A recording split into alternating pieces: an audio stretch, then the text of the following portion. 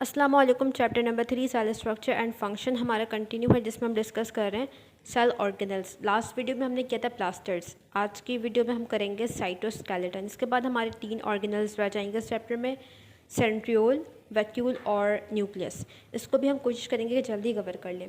अच्छा, अब साइटोस्केलेटन की अगर हम बात करें, इस वर्ड को अगर हम देखें साइटोस्केलेटन, तो इससे हमें क्या समझ आ रहा है? साइटो मीन्स सेल और स्केलेटन एक फ्रेमवर्क एक तरह का। तो साइटोस्केलेटन क्या है? सेल का स्केलेटन, सेल का एक तरह का फ्रेमवर्क है। ठीक है, एक तरह का फ्रेम लाइक स्ट्रक्चर जो कि सेल में मौजूद है। हमारी बॉडी में भी स्केलेटन मौजूद है। ठीक है, हमारी बॉडी का भी एक फ्रेमवर्क है, स्केलेटन है, जो किससे बना हुआ है? बोन से बना हुआ है। ये क्या कर रहा है? स्केलेटन का फंक्शन क्या होता है? ये बॉडी को एक शेप दे रहा है, इसका शेप मेंटेन करके रख रहा है। अगर स्केलेटन ना हो बॉडी में तो क्या बॉडी का कोई शेप होगा? नहीं होगा। तो जिस तरह से हमारी बॉडी में स्केलेटन है और ये उसको शेप दे रहा है, शेप मेंटेन करके रख रहा है, उसी तरह से सेल के पास भी क्या है? स्केलेटन मौजूद है, एक फ्रेमवर्क है। ये भी क्या करेगा? सेल का शेप मेंटेन करेगा। अब हमने बात की कि हमारी बॉडी का जो स्केलेटन है वो बना है बोन से। ठीक है, अब सेल का जो स्केलेटन है वो किससे बना है? तो सेल का स्केलेटन बना है प्रोटीन से। तो समझ आया साइटोस्केलेटन क्या है? साइटोस्केलेटन मतलब सेल का स्केलेटन, एक तरह का फ्रेमवर्क है जो कि प्रोटीन से बना हुआ है। ये सेल के अंदर मौजूद है, पूरे सेल में। और ये क्या कर रहा है? ये सेल का शेप मेंटेन करके रख रहा है। अब इसका स्ट्रक्चर कैसा है, कहाँ पे मौजूद होगा, वो हम आगे बातें इसमें करेंगे। तो अगर इसकी डेफिनेशन देखें तो क्या है? A network of different proteins fibre which provide 3 dimensional shape to a cell called cytoskeleton. ये कुछ प्रोटीन के फिलामेंट्स हैं, फाइबर्स हैं, जो पूरे सेल में स्कैटर्ड हैं, फैले हुए हैं, और इन्होंने एक नेटवर्क बनाया हुआ है सेल में। और इनका काम क्या है? ये सेल को शेप दे रहे हैं। अगर हम इस डायग्राम में देखें तो ये जो ब्लू कलर के फिलामेंट्स दिख रहे हैं जो कि पूरे सेल में स्कैटर्ड हैं, ये क्या है? साइटोस्केलेटन। अब अगर हम साइटोस्केलेटन के फंक्शन की बात करें तो यहाँ पर हमने कुछ जनरल फंक्शंस लिखे हैं। ठीक है, फिर आगे जब हम टाइप्स डिस्कस करेंगे तो वहाँ पर हर टाइप का स्पेसिफिक फंक्शन हो जाएगा। नंबर 1 पॉइंट है maintain and change the cell shape. पहली बात तो ये सेल को शेप देता है, उसका शेप मेंटेन करता है, और अगर सेल के शेप में कोई चेंजेस करनी हो तो उसके लिए भी कौन रिस्पॉन्सिबल होगा? साइटोस्केलेटन। नेक्स्ट है secure organelle in their place. यहाँ पर डायग्राम में भी देख सकते हैं कि साइटोस्केलेटन अटैच है ऑर्गेनल से। तो ये क्या करता है? ऑर्गेनल को अपनी जगह पर रखता है। उसके बाद है movement of cytoplasm, vesicle and cell.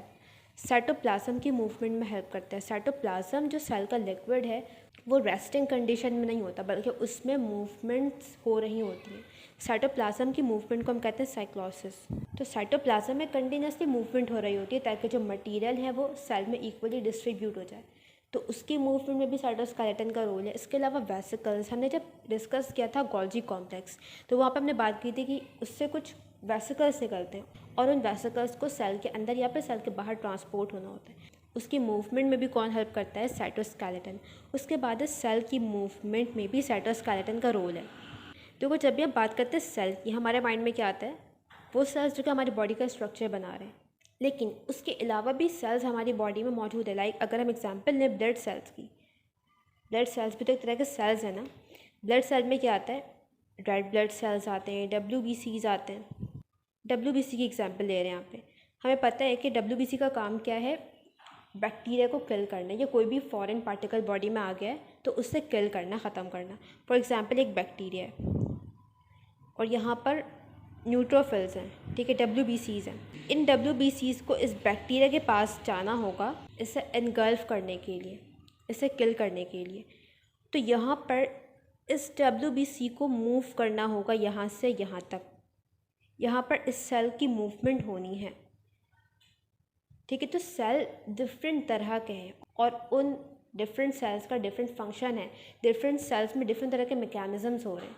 यहाँ पर जो WBC है इसे मूवमेंट करनी होगी, मूव करके इसे कहाँ आना होगा? बैक्टीरिया के पास।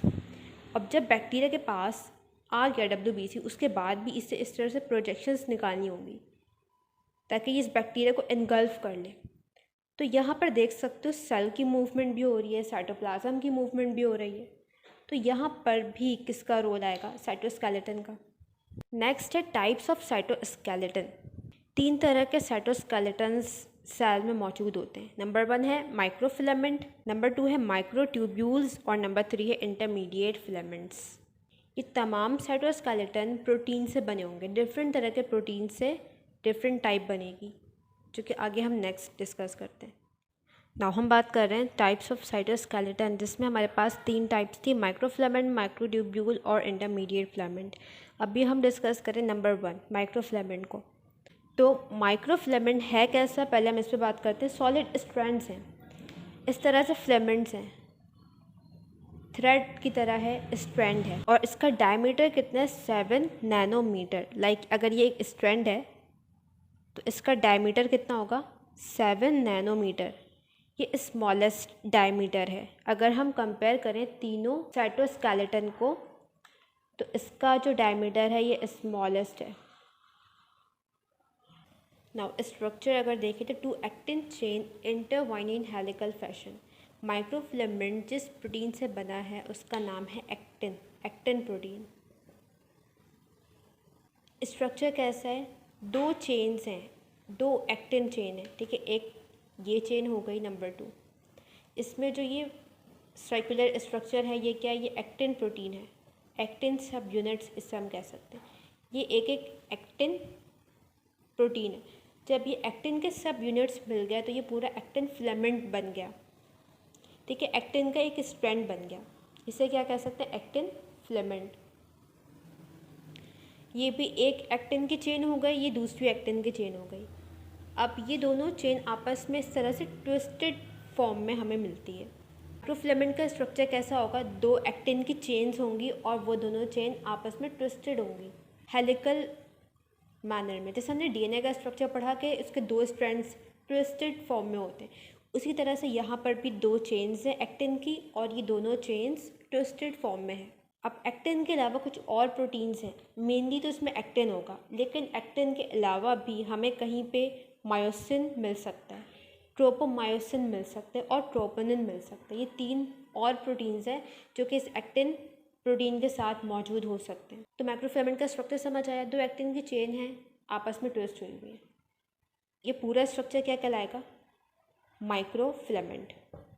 अच्छा, अब इसका फंक्शन क्या है? फंक्शन इसका है मसल कॉन्ट्रैक्शन। जो एक्टिन के फिलामेंट्स हैं ना, ये हमें मिलते हैं मसल फाइबर में। अगर एक मसल है, इसको हम जूम करके देखें, ठीक है, तो ये मसल फाइबर अगर है तो इसमें हमें ये एक्टिन के फिलामेंट्स मिलते हैं। और ये कॉन्ट्रैक्टाइल प्रोटीन्स हैं, अगर याद हो हमने पढ़ा है चैप्टर नंबर 1 में। इनका काम होता है कॉन्ट्रैक्शन का। तो हमारी बॉडी में कॉन्ट्रैक्शन कहाँ पर होती है? मसल्स में होती है। तो ये प्रोटीन्स कहाँ पे मौजूद होंगे? मसल्स में मौजूद होंगे। और एक्टिन मसल में मौजूद होगा किस फॉर्म में? माइक्रोफिलामेंट की फॉर्म में। नंबर 2 है मूवमेंट ऑफ सूडोपोडिया। सूडोपोडिया अगर पढ़ा हो पहले, सूडोपोडिया हम कहते हैं फॉल्स फीट। ये होता है अमीबा में। जैसे अमीबा का कोई ख़ास शेप नहीं होता, इरेगुलर शेप होता है, लेकिन जब अमीबा मूव करता है ना तो इस तरह से इसके प्रोजेक्शंस निकल जाते हैं जिस तरफ ये मूव कर रहा होता है। तो इसे हम कहते हैं सूडोपोडिया। False feet. फीट का काम क्या होता है? ये लोकोमोशन में हेल्प करते हैं ना। जो फीट होते हैं वो क्या करते हैं? मूवमेंट और लोकोमोशन में हेल्प करते हैं। तो यहाँ पर जो सूडोपोडिया है ये अमीबा को लोकोमोशन में हेल्प करता है, लेकिन क्योंकि इसका स्ट्रक्चर ट्रू फीट जैसा नहीं है तो इसे हम ट्रू फीट तो नहीं कह सकते। इससे हम क्या कहते हैं? False feet. और फॉल्स फीट मतलब सूडोपोडिया अगर हम दूसरे लफ्ज़ों में कहें। तो सूडोपोडिया में भी हमें क्या मिलता है? माइक्रोफिलामेंट। इसके अलावा चेंज इन सेल शेप, जहाँ पर सेल का शेप चेंज करना, अभी हमने एग्जाम्पल देखी WBC। इसके अलावा साइक्लोसिस, साइटोप्लाज्म की मूवमेंट, यहाँ पर भी किसका रोल है? माइक्रोफिलामेंट का। तो जहाँ पर भी बात होगी कॉन्ट्रैक्शन की, वहाँ पर कौन मौजूद होगा? माइक्रोफिलामेंट। नाउ नेक्स्ट है माइक्रोट्यूब्यूल्स। इसमें क्या है कि नंबर 1 हॉलो ट्यूब्स। ये कैसे ट्यूब्स हैं? अंदर से खाली हैं, हॉलो हैं। जबकि अभी लास्ट हमने पढ़ा माइक्रोफिलामेंट, वो कैसे थे?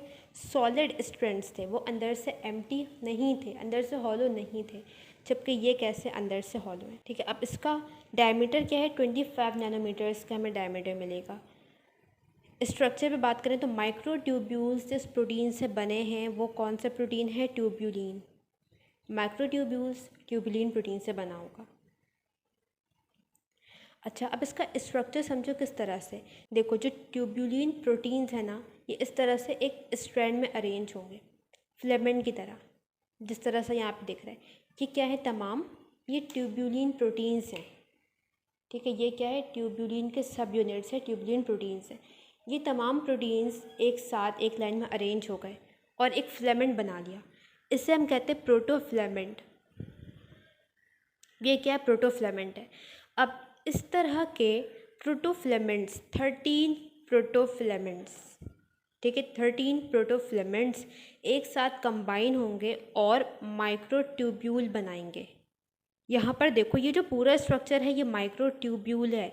इसमें जो ये एक एक स्ट्रैंड्स हैं, ये क्या है, ये प्रोटोफिलामेंट्स हैं। ये एक स्ट्रैंड हो गया, 2, 3, 4 और 5, इस तरह से 13 प्रोटोफिलामेंट्स अरेंज होंगे और क्या बनाएंगे, माइक्रोट्यूब्यूल का स्ट्रक्चर। अगर हम सामने से देखें इसको कट सेक्शन में,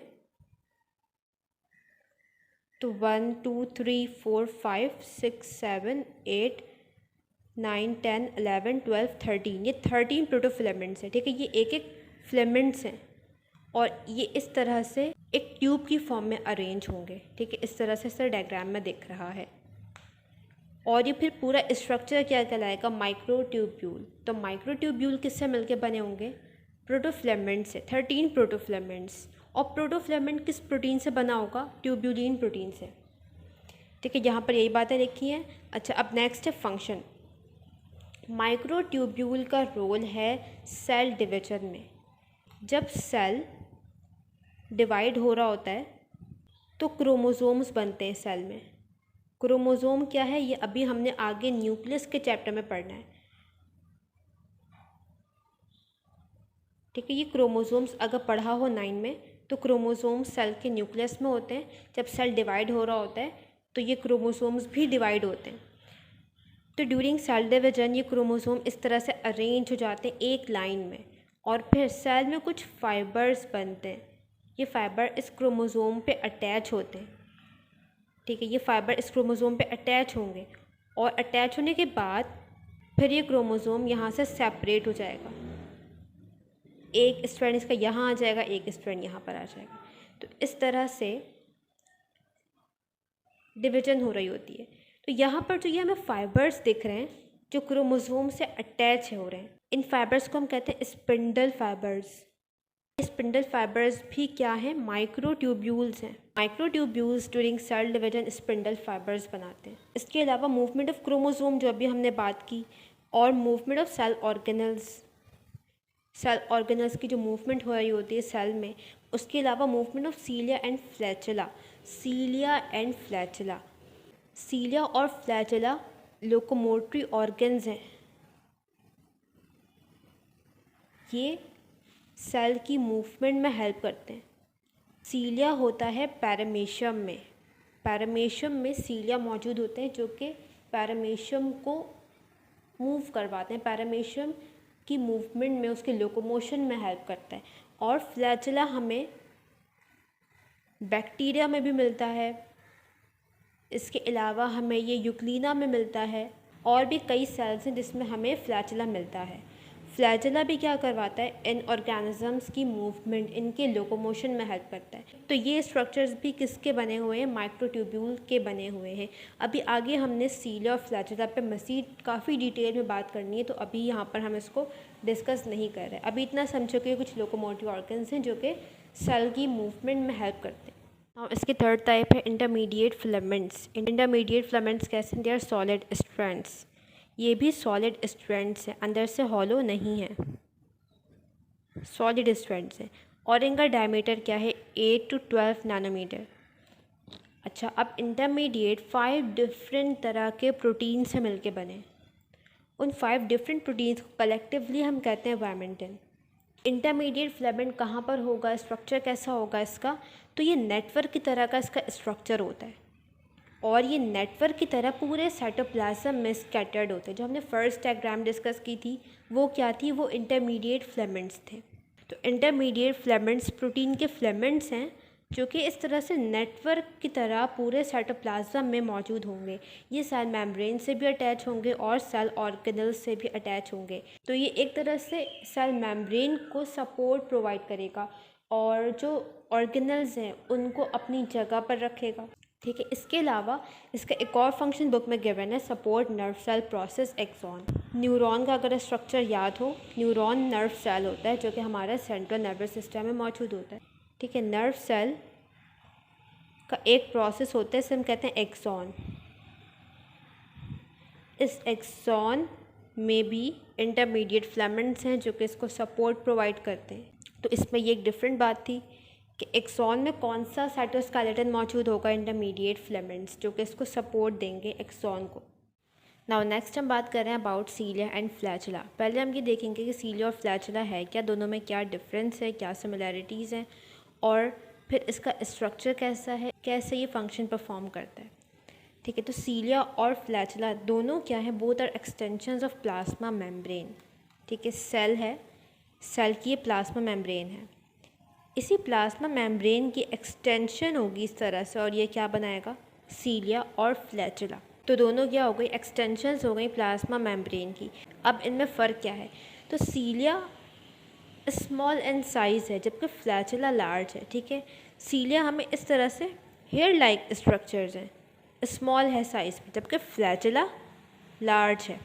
second point, cilia many in numbers, cilia जहाँ भी मौजूद होगा ज़्यादा नंबर में होगा, जबकि फ्लैचुला हमें सिंगल मिलता है। अच्छा, अब सीलिया और फ्लैचुला के अगर हम एग्जांपल्स देखें तो एग्जांपल्स क्या होंगी, सीलिया हमें मिलता है पैरामीशियम में। पैरामीशियम एक तरह का यूनिसेलुलर ऑर्गेनिज्म है, जैसे अमीबा है उसी तरह से एक और ऑर्गेनिज्म है पैरामीशियम। इस पैरामीशियम की पूरी बॉडी पे हमें सीलिया मिलता है, ये यूनिसेलुलर है, एक ही सेल से बना हुआ होता है। तो एक एग्जांपल इसकी हो गई पैरामीशियम। अच्छा, अब सीलिया ह्यूमन बॉडी में भी मौजूद है। अगर पहले पढ़ा हो 9 में या फिर 10th में, रेस्पिरेटरी सिस्टम। ठीक है, रेस्पिरेटरी सिस्टम में जो ट्रैकिया होता है यहाँ पर सीलिया होता है। यहाँ की जो एपिथीलियम होती है वो कैसी होती है, सीलिएटेड एपिथीलियम होती है। एपिथीलियम के जो सेल्स हैं, एपिथीलियल सेल्स, उनमें इस तरह से सीलिया होगा। इस सीलिया का फंक्शन क्या होता है रेस्पिरेटरी सिस्टम में, यहाँ पे म्यूकस बन रहा होता है। तो सीलिया क्या करता है, सीलिया की मूवमेंट की वजह से ये म्यूकस यहाँ से रिमूव होता है। अगर सीलिया फंक्शन ना करे या यहाँ पे सीलिया मौजूद ना हो तो म्यूकस यहाँ पे जमा होगा और फिर डिफरेंट तरह के रेस्पिरेटरी इन्फेक्शंस होंगे। तो सीलिया नंबर 2 इसकी एग्जांपल क्या हो गए, रेस्पिरेटरी एपिथीलियम। और फ्लैचुला हमें कहाँ मिलेगा, फ्लैचुला की नंबर 1 एग्जांपल है बैक्टीरिया। बैक्टीरियल सेल, सारे बैक्टीरिया नहीं, कुछ बैक्टीरियल सेल्स फ्लैचुलेटेड होते हैं। ठीक है, कुछ बैक्टीरिया सेल्स ऐसे होते हैं इसमें फ्लैचुला मौजूद होता है। और इसकी एक और एग्जांपल है स्पर्म सेल। ह्यूमन बींग्स की अगर बात करें तो स्पर्म सेल्स, स्पर्म सेल में भी क्या है, फ्लैचुला, जो कि स्पर्म सेल को मोटेलिटी प्रोवाइड करता है। इस फ्लैचुला की मदद से जो स्पर्म सेल है ये मूव कर सकता है। तो ये हमने बात कर ली डिफरेंस और इसके एग्जांपल्स कि हमें सीलिया और फ्लैचुला कहाँ मिलेंगे। अब नेक्स्ट हम बात करें स्ट्रक्चर। सीलिया और फ्लैचुला का स्ट्रक्चर सेम है। सीलिया और फ्लैचुला दोनों बने हैं माइक्रोट्यूब्यूल से। ठीक है, हमने माइक्रोट्यूब्यूल में इसकी एग्जांपल पढ़ी। सीलिया और फ्लैचुला के स्ट्रक्चर में हमें टोटल 10 पेयर्स मिलते हैं माइक्रोट्यूब्यूल्स के। ठीक है, सीलिया में और फ्लैचुला में 10 पेयर्स माइक्रोट्यूब्यूल के होंगे। इन 10 में से जो 9 पेयर्स हैं ये हैं फ्यूज्ड, और जो एक पेयर है ये कैसा है, ये सेपरेटेड है, ये फ्यूज नहीं है। तो टोटल 10 पेयर्स हैं, 9 पेयर फ्यूज्ड हैं और एक पेयर फ्यूज नहीं है। अब इनकी अरेंजमेंट देखो कैसे, पहले इस डायग्राम को समझो। बुक में ये डायग्राम बनी हुई है इस तरह से। ये डायग्राम कैसे बनी है, हमने क्या किया, हमने एक सीलिया या एक फ्लैचुला लिया, उसको हमने कट किया। फॉर एग्जांपल अगर ये सीलिया है, ठीक है, तो हम इसको इस तरह से कट कर रहे हैं ट्रांसवर्सली, और जब इसको ट्रांसवर्स कट करके देखेंगे तो ये हमें कैसा दिखेगा, राउंड दिखेगा। तो यहाँ पर जो ये राउंड स्ट्रक्चर बना है ये कट सेक्शन बना हुआ है। अब ये जो हमने बात की 10 पेयर्स हैं, 9 फ्यूज्ड है, एक फ्यूज़ नहीं है। जो 9 फ्यूज पेयर है ना, ये इस तरह से आउटर सर्कल में अरेंज होंगे। 9 फ्यूज पेयर कैसे अरेंज है, आउटर सर्कल में, साइड्स पे हैं। यहाँ पर अगर देखोगे तो साइड पे ये 9 पेयर्स अरेंज है, और जो एक अनफ्यूज पेयर है ये सेंटर में मौजूद है। इसके सेंटर में क्या होगा, अनफ्यूज पेयर। तो ये स्ट्रक्चर है सीलिया और फ्लैचेला का। अगर इसी चीज़ को हम लॉन्गिट्यूडनली देखें तो हमें किस तरह से दिखेगा, ये एक आउटर सर्कल है, ठीक है, जिसमें ये 9 पेयर हैं फ्यूज्ड। ये जो ब्लैक कलर के शो हुए हुए हैं यहाँ पे, ये क्या है, ये 9 फ्यूज्ड पेयर है। इसमें से मैंने यहाँ पे सिर्फ 4 बनाए हैं, बाकी ड्रॉ नहीं किया है। तो ये आउटर सर्कल में 9 पेयर्स हो गए फ्यूज्ड। और यहाँ पर भी देख सकते हो कि ये ट्यूब की तरह के स्ट्रक्चर्स हैं, और सेंटर में एक अनफ्यूज पेयर है। बुक में एक वर्ड लिखा है काइनेटोसोम। काइनेटोसोम जिसे हम बेसल बॉडी भी कहते हैं। बेसल बॉडी क्या है, ये सिलेंड्रिकल स्मॉल ऑर्गेनल है जो प्लाज्मा मेम्ब्रेन के नीचे मौजूद है, और ये क्या करता है, ये माइक्रोट्यूब्यूल्स बनाता है। ये जो सीलिया के माइक्रोट्यूब्यूल्स हैं ये बेसल बॉडी से अटैच हैं और बेसल बॉडी से फॉर्म करती है, ठीक है। फॉर एग्जांपल अगर ये प्लाज्मा मेम्ब्रेन है और ये काइनेटोसोम है, तो यहाँ से सारे माइक्रोट्यूब्यूल्स निकल रहे होंगे, और ये टोटल 10 पेयर्स माइक्रोट्यूब्यूल के मिलकर क्या बना लेंगे, एक सीलिया। अब नेक्स्ट हम बात कर रहे हैं कि सीलिया और फ्लैचेला में मूवमेंट किस तरह से होती है, ठीक है। इन दोनों की मूवमेंट में डिफरेंस है। सीलिया की मूवमेंट अलग तरह की है, फ्लैचेला की मूवमेंट अलग तरह की है। देखो सीलिया हमने बात की कि सीलिया नंबर्स में ज़्यादा होंगे, तो सीलिया की जो मूवमेंट है ना वो तमाम सीलिया की एक साथ होगी। जैसे कि एक सीलिया ने मूव किया तो इसके साथ ही सेकंड, थर्ड, फोर्थ, फिफ्थ तमाम सीलिया एक साथ मूव करेंगे। अगर इसको हम समझें तो देखो यहाँ पर ये मैंने रेस्पिरेटरी एपिथेलियम बनाया है जिस पे सीलिया मौजूद है। मूवमेंट कैसे होती है सीलिया की, टू एंड फ्रो मूवमेंट होती है, मतलब 2 डायरेक्शन में होगी। अभी देखो तमाम सीलिया लेफ़्ट डायरेक्शन में मूव कर रहे हैं, फिर क्या होगा, ये राइट डायरेक्शन में मूव करेंगे, फिर लेफ़्ट, फिर राइट। तो इस तरह से ये ऑल्टरनेट मूवमेंट होती है, और जो म्यूकस है वो क्लियर होता है। इसी बात को अगर हम पैरामीशियम में देखें तो ये पैरामीशियम है, पैरामीशियम पे सीलिया है। फॉर एग्ज़ाम्पल अभी ये पैरामीशियम अगर मूवमेंट कर रहा है तो इसमें क्या होगा कि पहले तमाम सीलिया बैकवर्ड डायरेक्शन में मूव करेंगे, एक फोर्स जनरेट होगी, और फिर ये सीलिया फॉरवर्ड डायरेक्शन में मूव करेंगे, जिसकी मदद से पैरामीशियम फॉरवर्ड डायरेक्शन में मूव हो जाएगा। तो सीलिया की मूवमेंट कैसे हो रही है, 2 डायरेक्शंस में हो रही है, ऑल्टरनेट। और फ्लैचेला की अगर हम बात करें तो फ्लैचेला सिंगल है। फ्लैचेला की मूवमेंट होती है इस तरह से, वेव लाइक, ठीक है। अगर ये स्पर्म सेल है तो इसमें ये इस तरह से वेव लाइक मूवमेंट होती है, और ये फॉरवर्ड डायरेक्शन में मूव करता है। बुक में एक और पॉइंट मेंशन है कि कैसे सीलिया और फ्लैचेला बैंड हो रहे हैं, ठीक है। तो हमने स्ट्रक्चर पढ़ा के आउटर सर्कल में 9 माइक्रोट्यूब्यूल के पेयर हैं जो कि फ्यूज्ड हैं। अब इनके साथ एक प्रोटीन अटैच है, एक प्रोटीन है जिसने इन माइक्रोट्यूब्यूल्स को एक साथ ज्वाइन किया है। इस प्रोटीन को हम कहते हैं डैनिन प्रोटीन।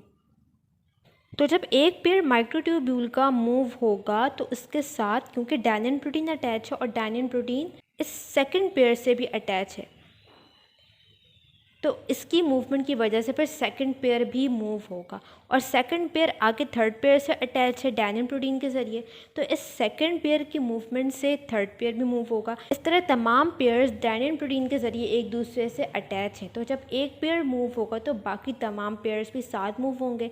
जब सारे पेयर्स साथ मूव होंगे तो ओवरऑल सीलिया मूव करेगा। तो यहाँ पे हमारा टॉपिक कंप्लीट होता है साइटोस्केलेटन का। नेक्स्ट हमारी 2 वीडियोस रह जाएंगी इस चैप्टर की। सेंट्रियोल और वैक्यूल को हम एक वीडियो में कवर करेंगे, और न्यूक्लियस फिर हम लास्ट में कवर करेंगे।